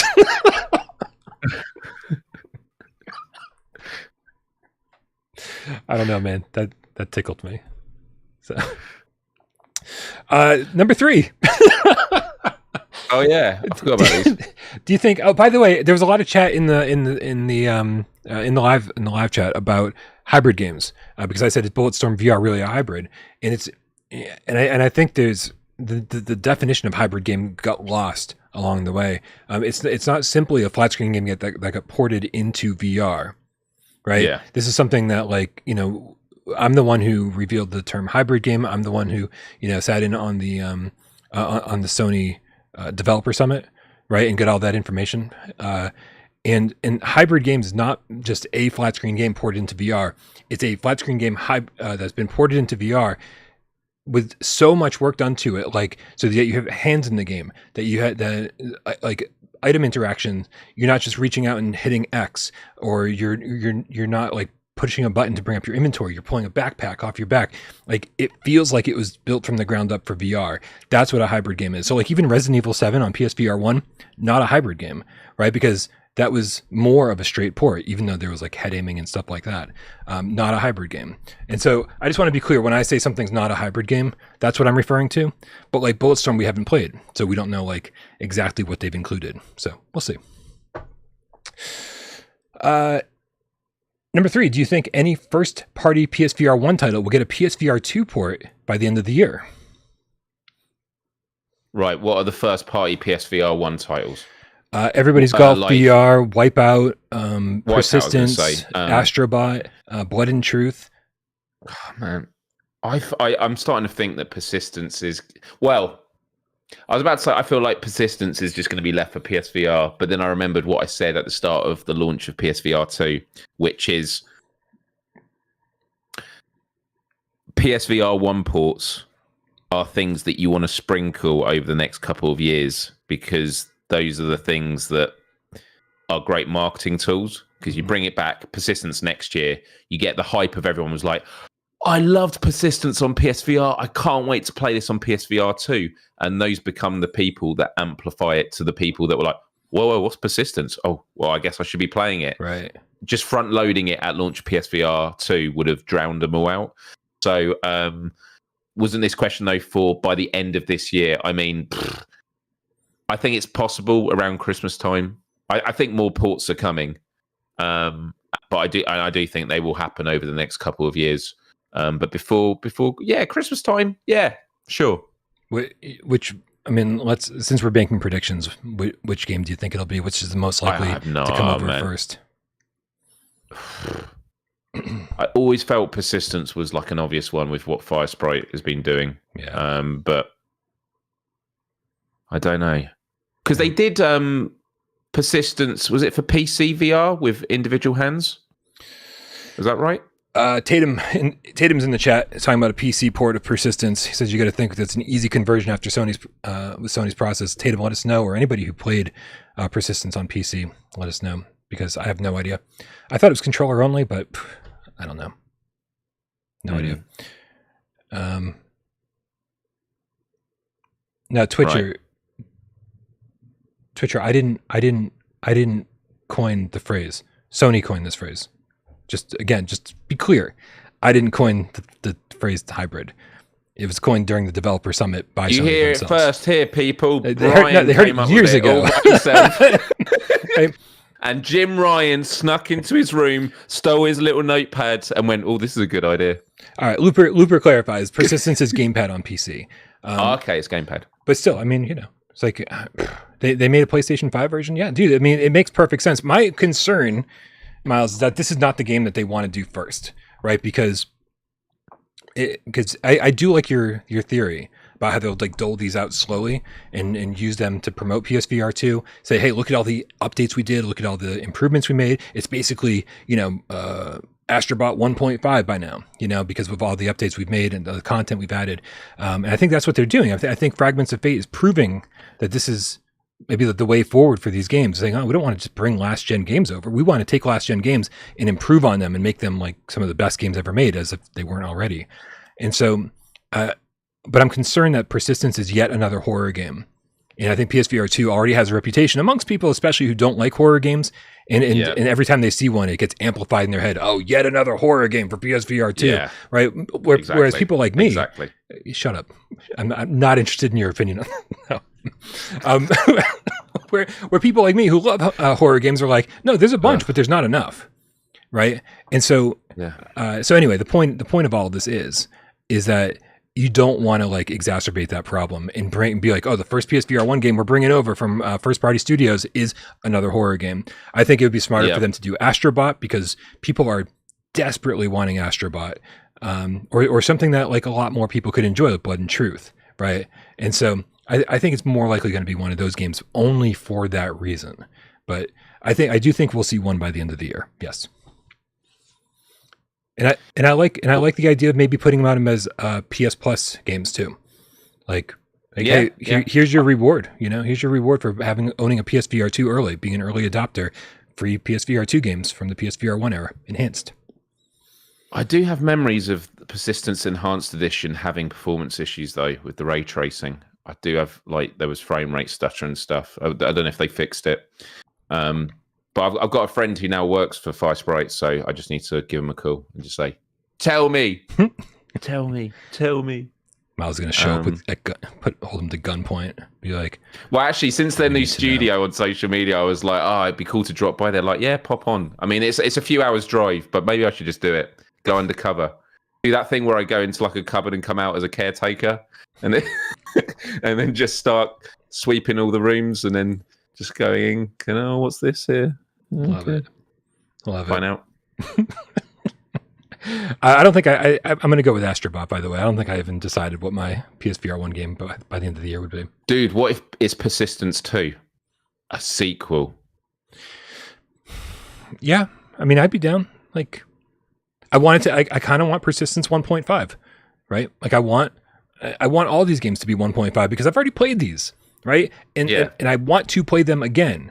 Right, I want them to be available on PSVR 2, but I want them to be bigger and better and kind of fully realize the potential that they originally had. I think a lot of these developers were like, this is a VR game. It's not going to sell that much. We can only put so much time and money into it. But now they've got a second chance to like kind of go back, spend a few more months on it, add a little bit more content, make it a little bit more special, maybe expose it to a larger audience, and maybe Persistence 1.5 is what I'm looking for. So it's a great game that I think, again, not Synapse level of, man, I wish they went a little further, but definitely I still wish they went a little further. Brian, which is your most anticipated 2023 game that you think will get delayed to 2024? All of them. They're all getting delayed, Miles. How can it be the beginning of August almost, and we don't have release dates for 25 games that are all supposed to come out this year? VR Scare delayed to 2024. I mean, they are not keeping me in the loop on these delays. I'll say that. Like, you guys are finding out about these delays the second that I am. So, Arizona Sunshine, is that aimed for 2023? Yep, that's aimed for 2023. The Seventh Guest is aimed for 2023. Journey to Foundation. I mean, all of these kind of like games I'm really excited for. One of them has got to be delayed out of this year. I feel like Arizona Sunshine 2 is a good bet, just because barely seen any of it yet. We haven't seen any of it yet. We've seen a bunch of CGI that was designed to look like gameplay, and that's very concerning. So that's my bet. I think that's the most likely, but I'm gonna go with Journey to Foundation, because those guys, I think that game is larger in scope than even we realize, and might be larger in scope than they realized. And so I do think that this game was announced a while ago, and for them to still not have a date on it, I think they're maybe realizing they need a few extra months. So that's my bet. I'm hoping I'm wrong, because I really want to play that game this year. Yeah. The chat cracks me up. How many Walkabout mini golf courses will have launched between now and whenever Among Us VR releases on PSVR2? These are fun predictions. I didn't even actually read all these before copying and pasting them into the show. This is a good one. So, okay, first of all, when do you think Among Us VR will release on PSVR2, Myles? I have no idea. But isn't there that Among Us rip-off game that came out last week? Imposter, Among Game. Yeah. Something.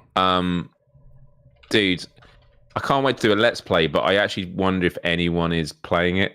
Like, is it actually got people playing it? I feel like it has a potential to do well, because people are dying to play Among Us VR. But in terms of official Among Us VR, oh man, I have no idea. Okay, let's put it this way: Among Us VR, is it going to be announced and come out in 2023? Here's my hope. And this is probably just me being optimistic. I have no proof that this is a thing at all. But again, I do think that Sony wants to make a big push for PSVR 2 during the holiday season. Because think about when PSVR 2 came out. When we told everybody it was coming out Q1 2023, everybody lost their minds and said, there's no fucking way that's happening. There's no way they're going to release in Q1 and just barely miss a holiday season. Yeah. But yet that's exactly what they did. PSVR 2 hasn't had its first holiday season yet. And so this is going to be when they want to make their first push. And so I do really think that games like Among Us VR, despite the fact that it's a really small game, if you ever played the Quest version, it's a really small game. Like, there's just not a lot to it. I still think this will sell headsets. This will make this is kind of a game that people just want, like these social interactive games, like where you can hang out with your friends and shoot the shit and have a good time, like it's like playing out in the backyard or something, like when you were a kid. These are the kind of games that will sell headsets, and I think this would be a great thing to accompany something like Resident Evil 4. Be like, look, we have the indie stuff that everybody loves, we have the high end AAA things, and to make a big holiday push with either a state of play that's focused on VR games or whatever they're going to do, I think this would be perfect in that mix. So even though Shell Games has been really quiet for a long time, I do think that 2023 is likely, but only for that reason. I don't know. Shell Games is weirdly quiet these days. It is indeed, but that is a good shout. And so if it was to come out in the holidays, Christmas time, how many Walkabout mini golf courses would have launched between now and Christmas? 2 more? So let's see. We're at the beginning of August, basically, and we just got Laser Layer, right? So August, September, October, November. What are we saying, like one every 2 months? Is that what we've been getting? I think so. Yeah, so I reckon 2. One for Christmas, a Christmassy one, and then Halloweeny. Oh, if they do a Halloweeny one, that'd be so good. Serial Killer, the kick flipping rail grinding game cat. By the way, great game cat name change, Serial Killer. Sorry that AJ is not here for the name changes, but keep that name for next week. We'll definitely do that. Yeah. He says the Stranger Things VR game has lost the hype unless they wait a long time for the release of the next season. That's funny. That's supposed to be out by the end of the year too. No idea what's happening with that. And where the hell's Behemoth? Oh, dude, Behemoth is such a better choice. I think Behemoth is getting delayed. Another game that got announced way before Arizona Sunshine 2 with only CGI, and still to this day only CGI. I bet that's getting delayed. Oh, dude, when games get delayed, I can just see the template of the message they post on social media. You see it so much now. Yeah. You know, all the cliche things. We thank you for your patience, and unfortunately, we're working hard adding the final polish. Right. We appreciate all of your support and understanding. And meanwhile, they're getting death threats. It's like, that's not patience and understanding. Man. Oh my God. It's awful. But the reality is, I actually respect that we're in a time now where a lot more devs are just saying, it's not ready. It's not ready. And that's fine. Right. Take the time. Right. Last question on this, Brian, was, will there be a third party PSVR2 controllers for sale before official ones?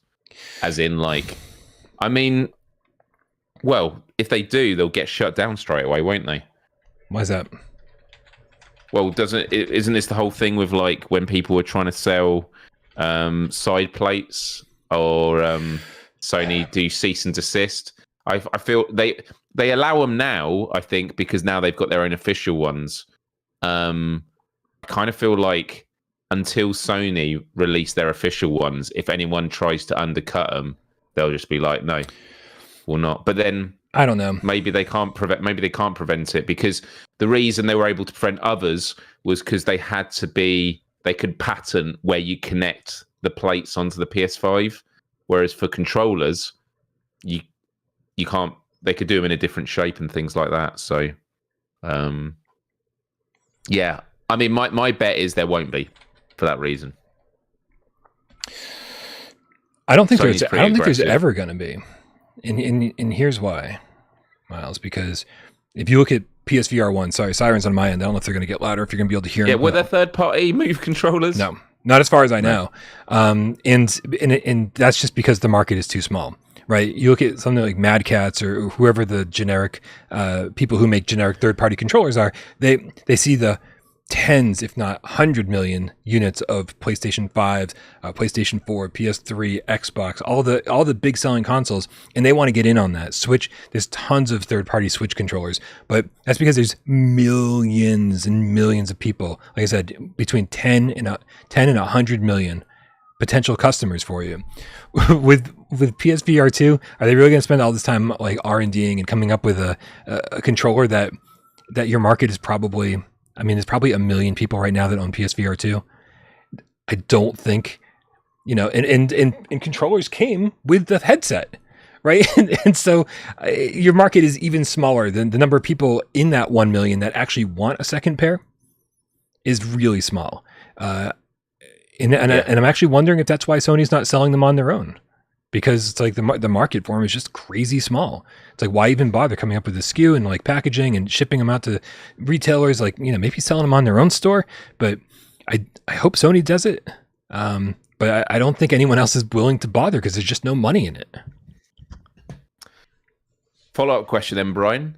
Will there be Sense controllers sold separately before the end of the year? I don't know. I would have said yes in the first couple of months of PSVR2 coming out. Yeah. We all felt it when we came out. Oh my God, how can you not buy separate ones? But do you know what? Making sure that I charge him after each session, I'm getting on fine. And on extreme circumstances, I can play a game that requires Sense controllers. The DualSense. It hasn't really been an issue for me. I feel it's less likely now, but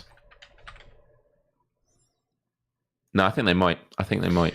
It's so tough. We're in this middle gray area, right, Myles? It's like we're a couple months ago we were like, we're still in the launch period. It's only been 3 months. And now people are, I mean, the number of comments I get on a daily basis, that's like, PSVR2's trash, still no games, what the hell? So it's obvious that Sony's dropping support for this thing. I was like, it's been 5 months, right? Like for us in the trenches, it's like, it feels like a long time. But when you look at it and you just look at the fucking calendar, right? Take a step outside of like the experiences we've been having for the last 5 months. It's been such a short amount of time. So I feel like right now anything is still possible. So, again, I feel like my mantra for this entire episode is wait and see what Sony does for Christmas. Wait and see what they do for the holiday season. Because I feel like if there's going to be a push, if they're going to make changes, if there's going to be announcements, that's what they're going to be doing it for. But I mean, I really hope so, man. There's got to be people out there like me who like want to have 2 sets going at all times. Like that, I do that for my PlayStation 5. There's always a Sense controller plugged in. or dual sense controller, right? So that when mine dies, I just swap it out with the one that's been charging. And I want to do the exact same thing with my sense controllers, even though those fucking things charge in like 45 minutes. It's crazy. It is amazing how quickly they charge. I feel like we should have done that as a live chat poll. Can we do it as a live chat poll? We can. Tell me what the question is. So the question is like, will Sony sell sense controllers on their own? Ever? By the end of the year. Oh, okay. By the end of the year. And while that's happening, how many days has it been since PSVR2 came out? I've just looked it up. How many days, Brian? It's been, let's see, 5 months, so about 150 plus. You're very good at 162. Dude, you're 2 days out. You're good. 160 days. Oh, actually, and that's only because it's officially August 1st here in the UK. So it's actually 159 for you. 160 days here in the UK. Hey, that's amazing. That it's a nice round number, though.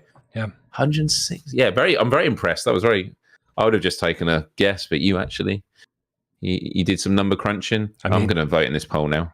Oh, like 34 votes. People are saying yes right off the bat. Did you vote yes or no, Myles? I voted yes. Okay. I also like having these polls because we sort of discuss it and we can kind of let our answers linger. Here, it's like, no, you have to definitively say yes or no. And I've said yes. Yes. Yeah. I'm saying yes. I'm saying yes.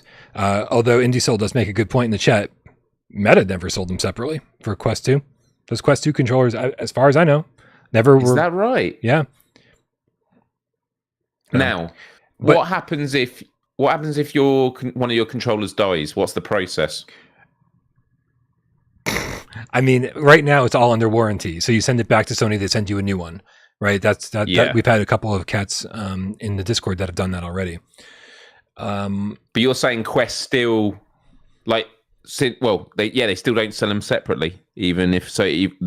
My point is, Quest has been out long enough that the warranty has run out on the controllers. Yeah, pretty soon, right? So as soon as the warranty runs out, maybe they'll start showing up on store shelves. Right. But I mean, dude. Oh, and by the way, it's been like 2.5 months since I sent my PSVR2 in for repair. Is it still not back? Not a single word from Sony. I called them. I had to call them and wait on the phone for like an hour to finally figure out that it did make it to the repair service area because the website's not updating at all. And they were like, oh yeah. They're like, this is taking a while. It looks like if you don't have it back by July 25th, let us know. And I've just been too busy for the last week to sit on the phone for an hour waiting for Sony to answer. And, oh my God. And so I mean, it should be back any day now, but holy crap, dude. Can you imagine? Like I ran out and bought a new PSVR2 that night, right? That night. What if I wasn't running the channel? Like I would just be without a PSVR2 for 2 months and not buying games for it. Like you're losing out on sales. You're losing out on customer satisfaction. You're making somebody who's like brand loyal just like really lose interest in the brand altogether. It's like, just send me a fucking new headset, guys, and then sell this one refurbished once you get it fixed. What the fuck is going on? Well, I think I told this story on a show previously. It's a much a more micro scale of a VR headset, but I have the 3D audio, the 3D Pulse headsets. Yeah. Mine ran out of warranty, but all the coating, like the covers, had worn off. So then I was just wearing these 2 yellow foam. You could see the yellow foam pads, and then even they were coming off. And so I was looking for replacement cups because they could clearly come off and replace them. And I went through Sony's customer service, even went through with the PlayStation Stars, level 4, get premium customer. Oh, that's bullshit. Didn't get anything premium. Speak to someone and they go, yes, out of warranty, you'd have to buy new ones. And I was like, but the headphones work fine. And to be fair, the person from Sony on the phone was totally in agreement with me. They said, we'll feed this back and that. Because I was like, it's not good for the environment. You're telling me to throw these away and buy some new ones. And I was kind of like, I can get the replacement cups on Amazon, but I'd rather get official ones from PlayStation. So in the end, I paid about $30. And I tell you what, and they do. The modules, they clip off. New ones clip on, and they have this like I don't know what it is, but the headphone pads have like this cooling fabric, and they're way more comfortable than the official ones. And if that lasts me another year or two, then that's great, because I think about all my headphones that I've got rid of in the past. It's always been to do with just the wear of the fabric on the earpieces. The actual devices themselves work absolutely fine, but I was very disappointed with Sony on that. It's just like, come on, guys, just offer, either sell them on the store or say send it in and we'll charge you. Do you know what I mean? Sometimes it's done unofficially, and that's kind of how I feel it should be with the Sense controllers. If they break, they're like, it's out of warranty, but we'll sell you them for this price. Maybe that is done, but yeah. 007 in the chat. 007 Fex says, Brian, did you ring Sony and be like, do you know who I am? And then name drop yourself? Google me. No, I intentionally. I was just like, because they went, okay, you're not getting your headset back then. I used a different name. I used an alias because I was like, this. Like, your voice sounds familiar. I was like, no, it doesn't. No, because as someone who's notoriously blacklisted by Sony, I do not want them knowing that that's my headset, because it's going to come back infested with like gnats and mosquitoes and shit. I don't even know what they're going to do to it just to get back at me. Brian's on the phone and he's literally drawn a moustache on his finger, so he's there on the phone doing this, going, "Oh, hello, hello." That's I come to inquire. Yeah. Robert Lawrence asks why there's no channel emotes, because Myles is so much better at this shit than I am, and he was telling me to have channel emotes like 7 months ago, and I haven't done it yet. But that's an excellent reminder. Thank you. I learned a really cool tip from another YouTube channel. You can do the pinned live chat, you can, and then pin it at the top. There are some channels I'm seeing now where you literally say like new emotes now available, and you put all your emotes and then pin it at the top, and then it encourages people that go, oh, how do you get them? You become a member. So all right, cool. Yeah, the sirens on my end, we need that as an emote for sure. Yeah, but there's always more stuff to do. We'll get it all done. The merch store has suffered big time. Like, there's so much stuff that people want, and I haven't gotten around to making it. But we'll get it. We'll get it all done. I promise. It's not that the Game Cats don't know this, but I always just feel, as someone else who runs a channel, obviously not to the scale that Brian does, people often forget just how much time it takes to run channels. Like, there's just so much to do.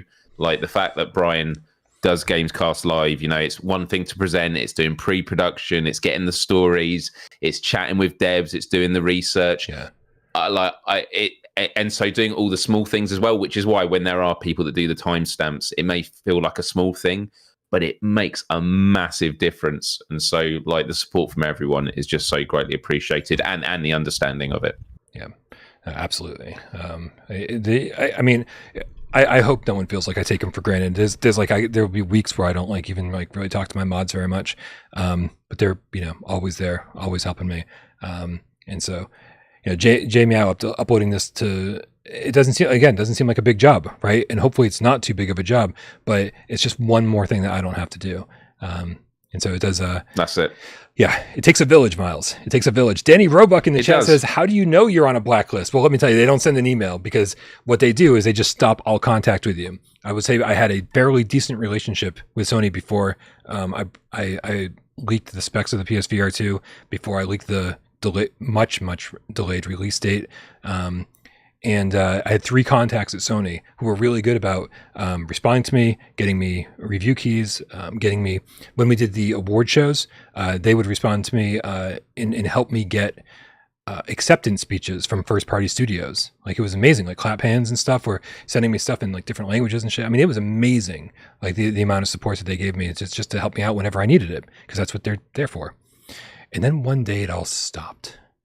And I was like, and I just, at first you're like, oh, this person didn't get back to me. I wonder what's up. And I was like, oh, this other person also didn't. Oh, they're just not going to get back to me. I had sent a few emails, and all communication completely dropped. And so that's how you know when you're blacklisted. And also when you know that you've done something that they really, really hate, right? It's not, you don't just get blacklisted for no reason. We get blacklisted for spilling the beans on a lot of shit. So it happens. And I don't regret it, because I'm here for you guys. I'm not here for them. Yeah, it's tough. But the ongoing support means I do think it will turn around eventually. It's just going to take a long time, and we just got to. It's what Wes has always said, which is we just need to keep on this path, and eventually we will be undeniable. Like they won't be able to ignore us. And to be honest, they can't ignore us in a lot of ways. And it's why it's amazing to be here with the greatest PSVR2 community on the planet, and it just keeps getting better and better. Yeah, I mean, you whatever ends up happening.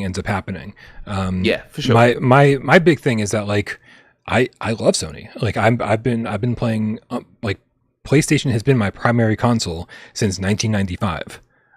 Right? I've owned everything Sony's ever put out. I owned a fucking Vita TV. If you know what that is, like it means I just love everything that Sony does. And so that's the tough part about being in the situation is that like I love you, you hate me. It's this unrequited love thing going on, and sometimes it like kind of hurts, when you're just like, man, like I'm here like out of pure passion. Like I could absolutely cover anything else on the face of the planet, and it would be a much bigger channel, right? Because video games is billions of dollars as far as the industry is concerned as a whole, right? But VR is such a small segment. I could absolutely be covering just gaming in general or retro gaming or all this shit that's popular right now and have a way bigger channel. But like, I choose to do this because this is what I'm passionate about, right? And when Sony's like, sorry, fuck you. I'm like, all right, I get it. It kind of hurts. We compared it to being like the fan club president of a band, going to the show and having the band turn you away at the door and say, sorry, we're not interested in you being here. You're like, would you ever listen to that band again? Right? You certainly wouldn't be their fucking fan club president anymore, would you? I don't know. Yeah. So, right, I've got a really random thing to mention. I was looking at the PlayStation Store. Spaceship Imposter VR, the Among Us style game, which I love. The full name is Multiplayer Deduction Simulator Among Game. Yeah. It's now scheduled for release in October. It already came out last week. So they've delisted it. No, it didn't come out last week. I'm pretty sure it did, man. Or did it not? No. I swear it did. I swear. No, okay. Trust me. They had 3 games. The cats have been keeping a strangely close eye on this. In all 3 of the games the release dates have been kind of all over the place. But yeah, they've all. Right. I think they've all got solid release dates now. As far as I know, that game has not come out. Wow. Okay. Yeah. My bad. Also, we gotta wrap up this poll, man. It looks like it's been neck and neck since around the 70 vote era. Wow. It's 49% of you think that yes, Sony will sell Sense controllers on their own before the end of the year, and 51%, an underwhelming majority, say no. They're not going to sell Sense controllers on their own before the end of the year. Oh, and we just get more votes for no. So now last chance to get your votes in. 5, 4, 3, 2, 1, 0. And now you know exactly what the delay is here. Because it probably sounded, Myles, from your end, you were spot on, right? Counting down with me. But from my end, it was just a little off. Yeah. Yeah. Now you know the... Wow, that's what suit. I'm surprised how close that was. Yeah. Yeah. Not a lot of optimism in the PSVR2 community. Yeah. That's what we're finding out. All right, man. We got to wrap this shit up, and it is time to play a little bit of PSVR 20 questions. So let's do that. I can hear Everybody Hurts in the background too, Steve IRE. He said REM, but I think we all knew what he meant. Oh, that song, man. Yeah.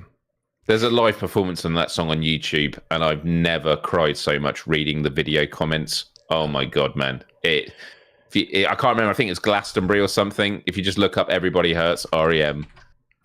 Oh, dude, the comment section. Whoa. Yeah, unfortunately, like that was during a time where I was watching MTV and VH1 like constantly every single day. And and like things like songs that are really emotional and like very like a big deal, like Everybody Hurts and like Soul Asylum's Runaway Train, right? Just no, those songs have been ruined for me because I've heard them 10,000 times. Right. But still great songs. Yeah. Yeah.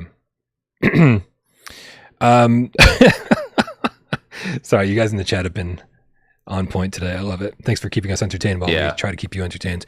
All right, man, you ready to do this? Let's do it. And I need your help, Game Cats. So help me out. This is a hard one too. Real deep dive. Oh dear. Or Let's is do it? this. Let's do this. All right, on your mark, get Des. Go. Is it on PSVR 2? No. Has it got multiplayer? Yeah. Okay. Do you do the shooting? Yeah. All right. Yeah. A little bit. It's not primarily a shooter. Let's just go with that. A spring course shooting. That's cool. There's a little shooting. A little bit of shooting. I would be lying if I said there was no shooting. Is it got a realistic aesthetic? Have they gone for realism, Brian? In a sense, yeah. And here's what I mean. You're saying is it cartoony, and it's not cartoony. Okay, that's fine. That's the way I have to answer that question. That's cool. I appreciate that, Brian. I appreciate that a lot. So it's a PSVR 1 game. It's multiplayer. It's got a little bit of shooting. It's not cartoony, and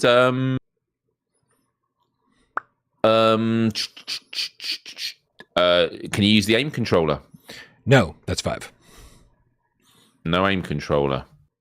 But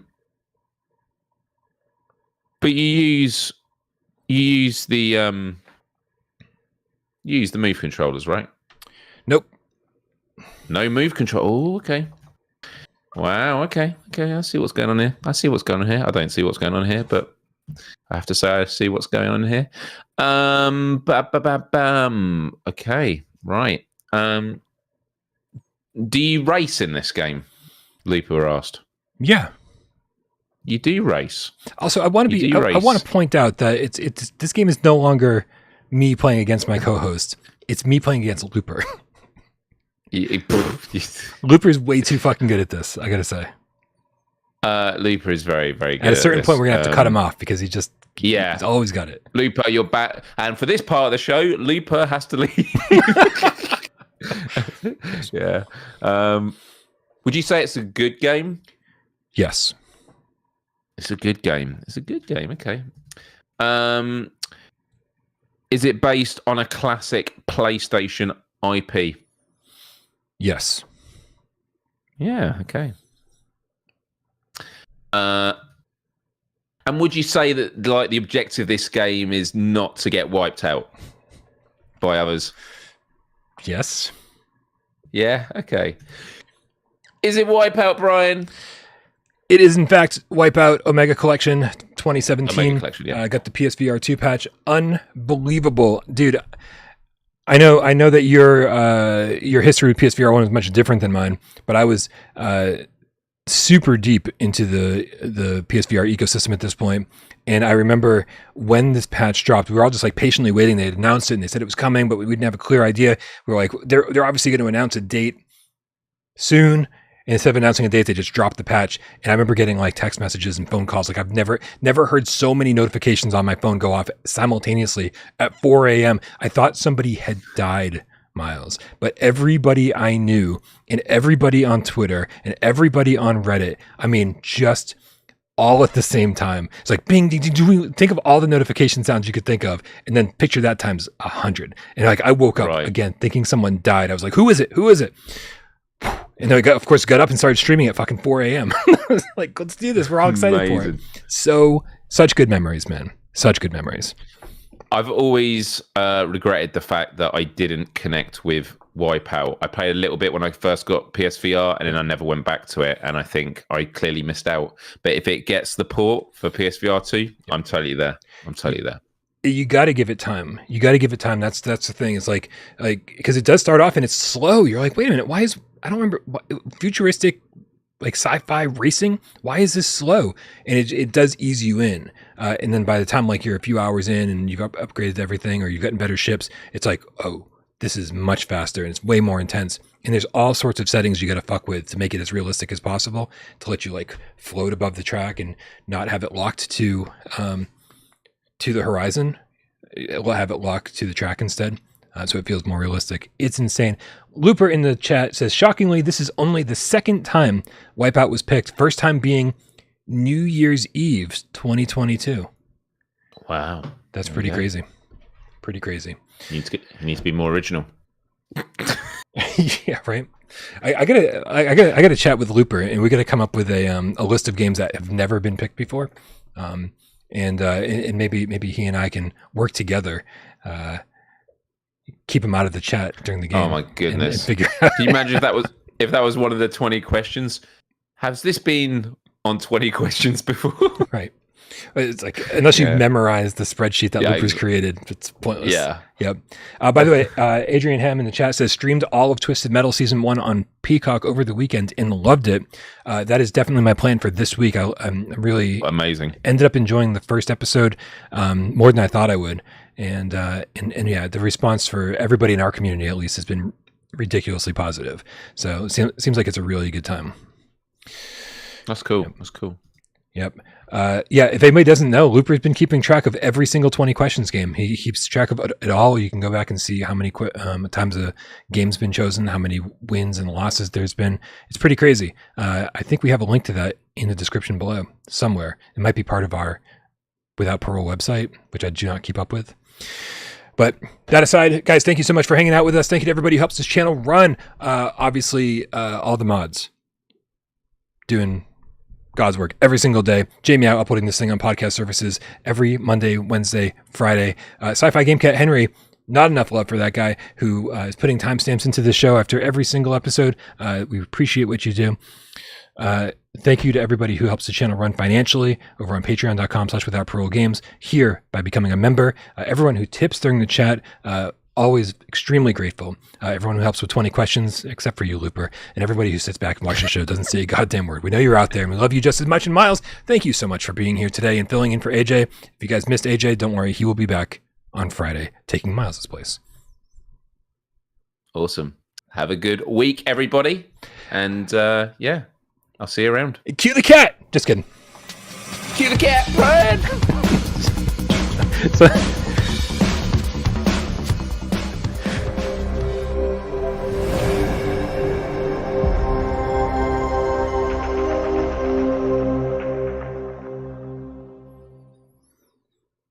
Somebody said during the chat, they're like, I really want you to cue the cat today because I want to see a grown man hyperventilate and pass out.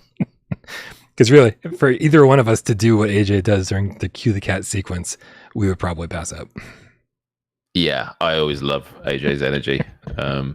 He saves it all for cue the cat. Like he's pretty mild the entire episode, and then at the end he's like, "And here we go. This is what I've saved my energy for. I've been drinking coffee the whole time, getting ready for this moment right here. Let's do this. Okay, bye, Duran Brown. Bye, Keeper. Blah blah blah. Looper. I mean, I got to fill in the blanks with blah blah blah because I can't read names fast enough. I don't know how he fucking does it, dude. Oh yeah, I mean, I'd love to give it a go, but I just feel it's one of many things that are sacred ground. That's AJ. He nails it. So happy for that to remain the case. Hell yeah. Thank you, Ruthless Metal, in the chat, reminding everyone to hit that like button on your way out. We love you all so much. Remember to come join us over on Discord and hang out. Have a great night. We love you all. Peace.